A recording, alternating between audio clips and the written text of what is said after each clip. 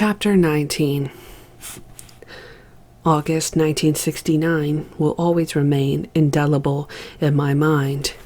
The Tate LaBianca murders, the blood-curdling fruition of the Manson nightmare, demons unleashed from the bowels of a diseased man and a diseased society. In August 1969, at a rock festival at Woodstock, 400,000 gathered to listen to a moving expression for a generation's agonized feeling for its country, for the gulf between the flower children's aspirations and the harsh realities of what was going down in America. I felt the harshness that morning while gazing down the barrel of Don Ward's shotgun. Don Ward was short, balding, middle-aged, and built like a fire plug. His reputation as a lawman had spread far beyond his legal jurisdiction and the valleys around Shoshone. I'd never met him before that day, but I'd once been told in Tacoma that old Don Ward is a little bit of hell. He was that morning. When Bob asked him what was going on, he waved the barrel of his shotgun up under Bob's nose. "What's going on in here is that this gal," he pointed at Juanita, "about 2 months back, she gave my niece a marijuana cigarette." "I didn't even—" "Yes, you did!" Don bellowed, his face turning a vibrant crimson. "My wife runs the drugstore in town, and she's seen ya. Now you just listen. There's 6 kids in Shoshone on pot, and I know where it comes from. From that goddamned ranch up by Guller Wash. If I ever hear of it happening again, ever, I'm gonna come up there and clean that whole place out." "Don't threaten us," Crockett said. "It isn't necessary, and you won't like it." Ward glanced at Crockett as the other cop handed him IDs taken from our wallets. "It might have been necessary a couple of months ago," I added, "but it isn't now. You can search the truck." "I know what I can do," Ward barked, "and I know this gal was passing out marijuana." "Not anymore," Juanita said. "Things are different now. I'm married now. This is my husband." Bob's head spun around as though he'd been punched. "ID says you're Wild Bush and he's Barry. Well, we don't go for them back porch ceremonies around here." "Well, we're getting married." "Ain't that swell?" Ward returned the IDs and told us to scram. "If I hear any more funny stuff going on at that ranch, there's gonna be some heads rolling." By noon the next day, Bob and Juanita were packed and ready to go. We helped them transport their stuff to Bob's truck at the foot of the canyon, wished them luck, and watched as they drove out across the valley. It was the last I ever saw of Juanita Wildbush. During the next 3 weeks, Brooks and I worked daily with Crockett, climbing mountains, digging, studying the terrain. The exercises he had put us through were strenuous. With full packs, he had us running up and down the steepest trails, time after time without resting, while he ran with us, suffering as much as we did. Keeping up with 2 20-year-old kids ain't that easy. One afternoon, while Brooks cleaned up the ranch house, Crockett and I went out to work the gold dollar. On the way back from digging, our packs filled, Crockett suggested we play follow the leader. "You just do what I do." With that, he took off the trail at a trot. I followed him, stepping where he stepped. When we got up to the bottom, he turned around. "Now, let's run back up." "You go first." I was beat but determined to keep up with Crockett. I took off up the trail and him right behind me. By the time I reached the top, I was panting, but I'd no more than paused to catch my breath than Crockett whirled around and started back down again. Wearily, I trudged after him, trying to keep pace, trying to keep from falling on my face. By the time I reached the bottom, I was gasping for air. "Okay," he said. "One more time." I couldn't believe it.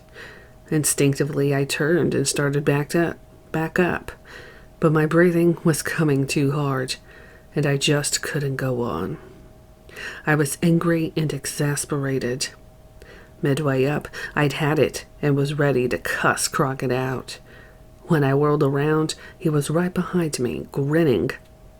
I don't know what I intended to say, but all that came to my mouth was a long, wheezing, "You!" As I gasped out this word, Crockett stopped in his tracks, still grinning. I looked at him dumbly, half dazed. "What happened to all that heavy breathing?" he asked. As he spoke, I realized that my panting had stopped. I was calm, collected, and breathing evenly. To me, the experience was almost revelatory. Off and on for years, I'd practiced yoga, trying to learn to control my breathing and energy flow. This new discovery elated me. "No need to keep on breathing like that once you stop working," Crockett remarked. "Most times people get to breathing hard and let the momentum of it carry 'em when they don't need to. Let's head back and get something to eat." I followed Crockett up the wash, feeling suddenly more centered and in tune with my body than I ever had squatting on a yoga mat. "You know," he said moments later, "one reason you work so hard is that you never learned how to walk." He pointed out that I dragged my feet instead of walking with my knees raised, and my steps following each other in an even rhythm. Walking shouldn't be work. It should be like floating. Tell you what, pretend you're walking 4 inches off the ground. You just do what I do, make a step a different step, never take 2 steps alike. Ready? I nodded. Then Crockett strode forward, stepping to the left, then to the right, up on a rock, down on another, walking on his toes, then his heels, on the side of his foot, taking long strides, then short ones, then a series of tiny steps. We must have looked like a couple of spastics winding our way up the wash. But in time, during the days that followed, this exercise helped me gain an awareness of walking, and I learned to move with an easy stride that took much of the tension out of the exercises.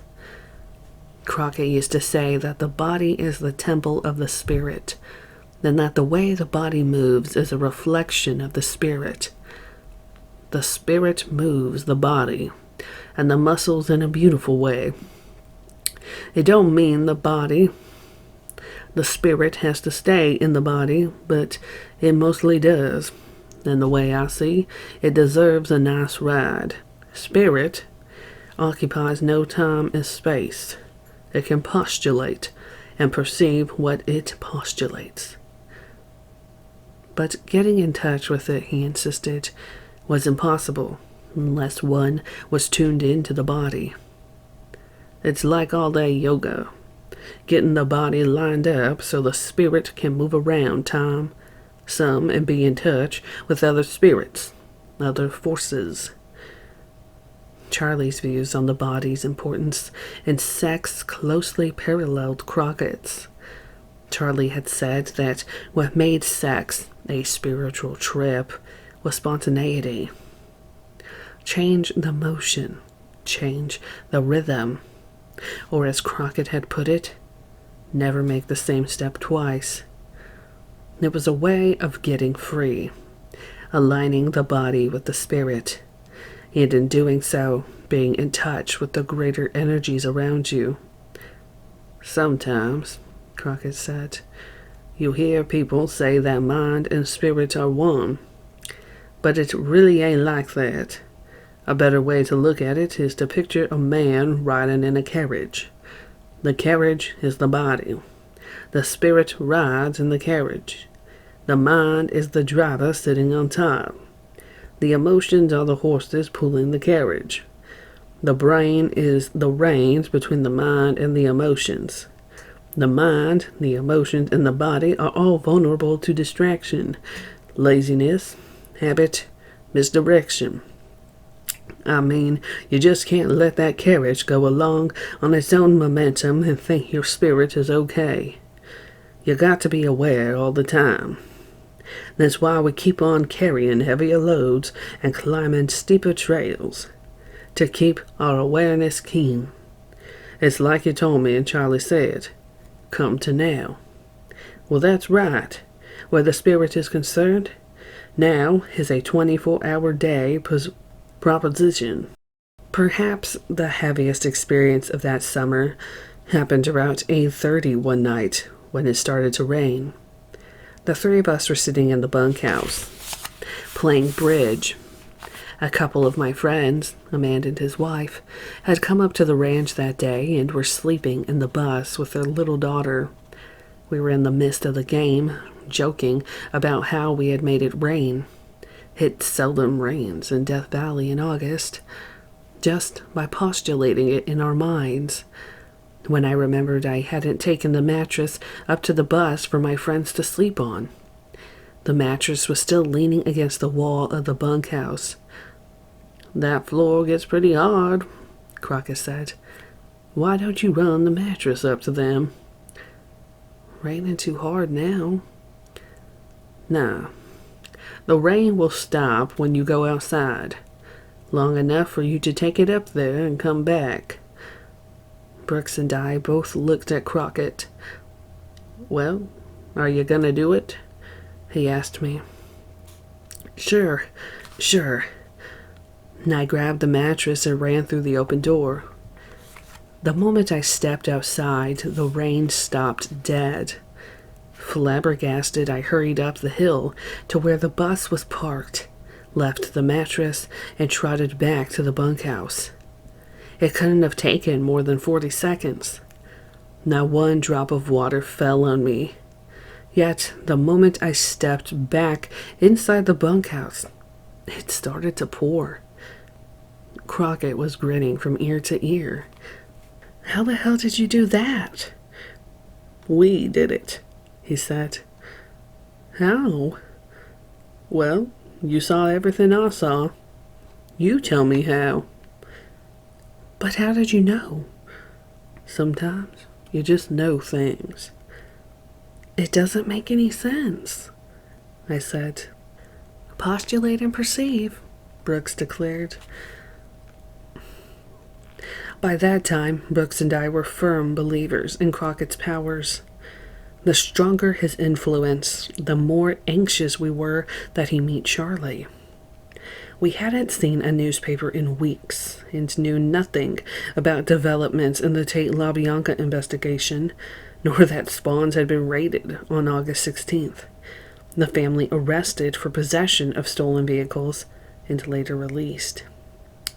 We asked Crockett to agree to see Charlie, but he wouldn't until he was ready, until his own curiosity about this guy Charlie got the better of him.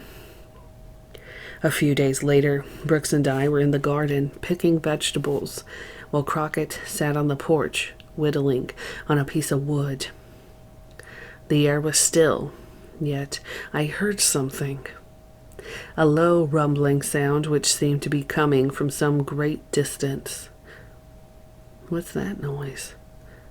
Brooks looked up. Hear it? Yeah, I hear something. Sounds like a motor. Someone coming up the valley. For 3 days we heard the sound. A low, ominous vibration. A kind of psychic rumbling that seemed to echo through the canyon. but no one came. Finally, one evening after hiking back from the mine, I asked Crockett what it was. "Your friend, Charlie," he said solemnly, without looking at me. "I lifted the gate. Wish I wouldn't have. Listen to it. Sure ain't the sounds of harmony, is it?" Sometime around noon the following day, Brooks and I looked up at the same time. We were seated at the dining room table across from Crockett. "You smell that?" I asked. "Yeah, something," Brooks mumbled through a mouthful of cornbread. Crockett sniffed. "Smells like a combination of honey and pussy." For some reason, the association struck me. "It's Brenda! God damn it, it's Brenda!" 2 hours later, a bright yellow dune buggy pulled out into the yard, and Brenda, Tex, and Bruce Davis got out. "Here they are," Crockett declared in a monotone as Brooks and I walked out onto the porch. Brenda waved. "Howdy," she called out. I waved back and walked down the path with Brooks, my eyes on Tex Watson. I could hardly believe it was the same person. He looked like a zombie. His face was unshaven. His hair had grown several inches and hung over his eyes. The clothing he wore, Levi's and t-shirt, was filthy. His vapid stare unnerved me. Like Bruce, he carried a sheathed hunting knife, and I noted, when he stood aside to let Brenda out of the dune buggy, that a shotgun and a box of shells were lying on the seat. Bruce was no less grungy, yet he seemed more alert. There were open sores, like boils, on the side of his neck and on both arms. Brenda, meanwhile, though she looked slightly emaciated, was enthusiastic and greeted Brooks and me with a hug as Bruce hopped out of the Jeep to deliver Charlie's message. "Charlie's down at Sourdough Springs. Says if he has your agreement, he'll come up." By that time, Crockett had ambled down from the house. "Sure," he said. "Send him up." While Bruce drove the dune buggy back down the wash to relay the message, Brenda and Tex followed us into the ranch house. Brooks brought out a plate of cornbread and a pot of coffee. When I got up to go to the kitchen, Crockett followed me, leaving Bruce with Tex and Brenda. Brenda was rapping on about helter-skelter and how they were ready to move everything to the desert. I heard her mention something about Bobby and Mary, but the words were unintelligible. Crockett walked up beside me to say that Charlie was playing fear games and to keep my cool. Less than an hour later, Charlie drove into the yard behind Bruce with a full contingent of girls. Squeaky, Sandy, Weesh, Snake, Sherry, Kathy, and Gypsy. When I went out to greet them, Charlie gave me a big hug, but his eyes were scanning the ranch house. "Where's this guy Crockett?" he asked almost at once.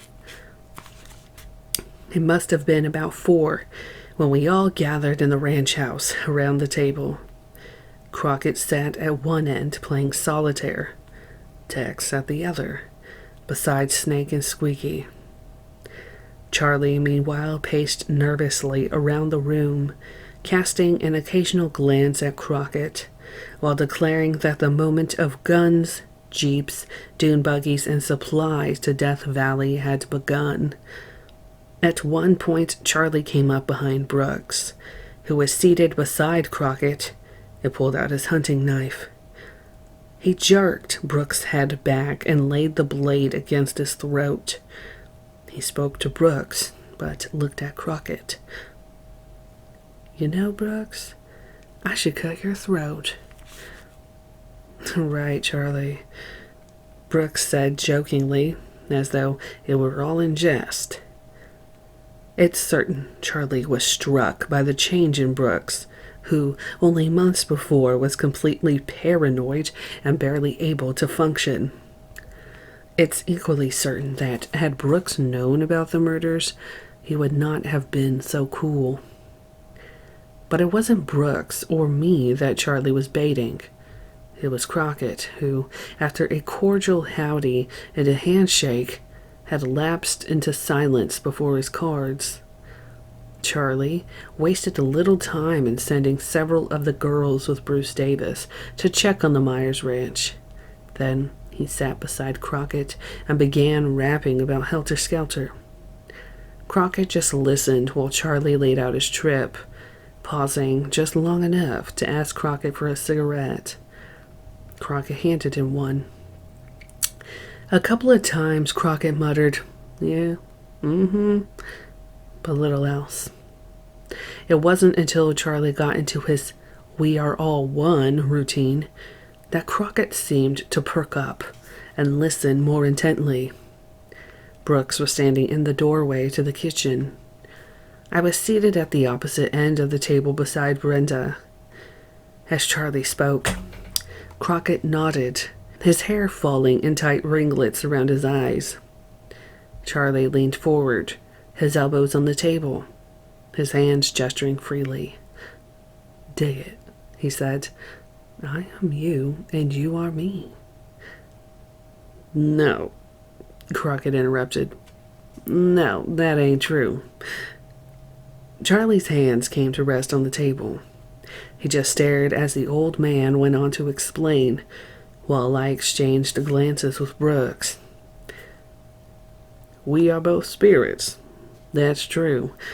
Both capable of postulating and perceiving that which we postulate. In that sense, we are the same. But we have lived different lives and had different experiences. Therefore, I am not you, and you are not me." Moments later, Bruce Davis came in to announce that everything seemed copacetic at the Myers Ranch, ready to move in. Charlie glanced at Crockett, who had returned to his game. Then he addressed me. "Come on, Paul. Let's take a dune buggy ride." We hiked down the trail, and I climbed into the dune buggy. "Look," Charlie said, climbing in beside me. "Get this straight. I don't release you of any agreements. I don't release you from nothing." He fired up the engine and backed the buggy into the road. "You know, you broke my heart, man. Just when I needed you." And I didn't say anything.